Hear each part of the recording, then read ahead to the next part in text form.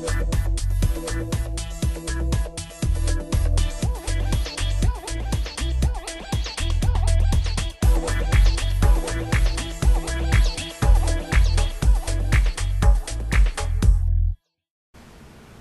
of the rules that we had, and Chuck's going to talk about this, I'm sure, is we made the decision one Sunday to not allow anyone with a backpack to go in the worship center. Backpack, fanny pack, anything like that. And the reason we did that was one Sunday I was in the foyer, guy comes in, he's got a backpack on his back.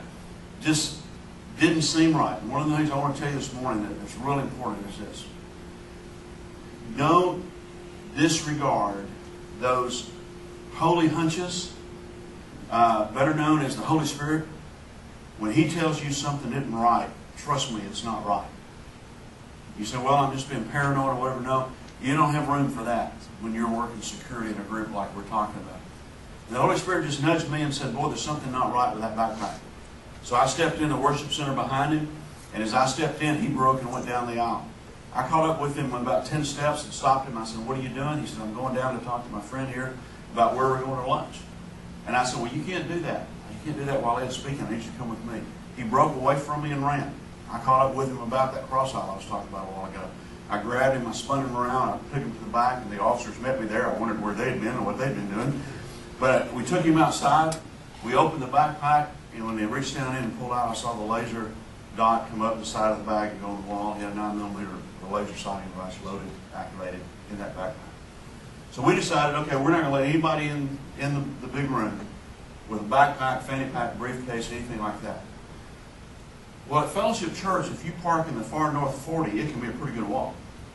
And we begin by saying, we're going to look in the bag. And then I thought, well, if we're going to look in the bag, that's not a good thing, because if there's something in there, I sure don't want to run my hand down in there.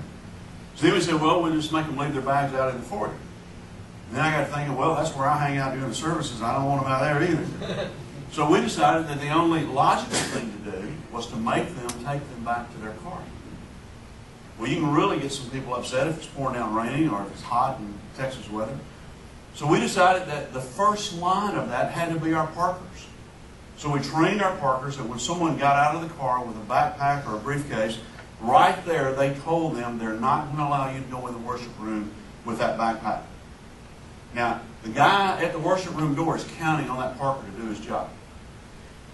When they come in the door, the greeter who stands there was trained to look for those things also. So when that greeter saw it, she said, they're not going to let you go in that room with that backpack. So when they got to the usher and the usher stopped them, they'd already been told twice that they were not going to be allowed in there. And we heard all kind of excuses and reasons. Children's workers has got their bag of tricks. They can leave it in the children's area. We had men or women that would come in with a diaper bag. Well, the rule there is, if there's no baby, the diaper bag doesn't go in. If there's a baby with the diaper bag, we let them in. But in order for that policy to work, all of those teams had to be united in what they were doing and had to understand it. Another thing is, you got some people that are just against those rules. You got some people that are working as volunteers that are against those rules. My dad would say they were born again it.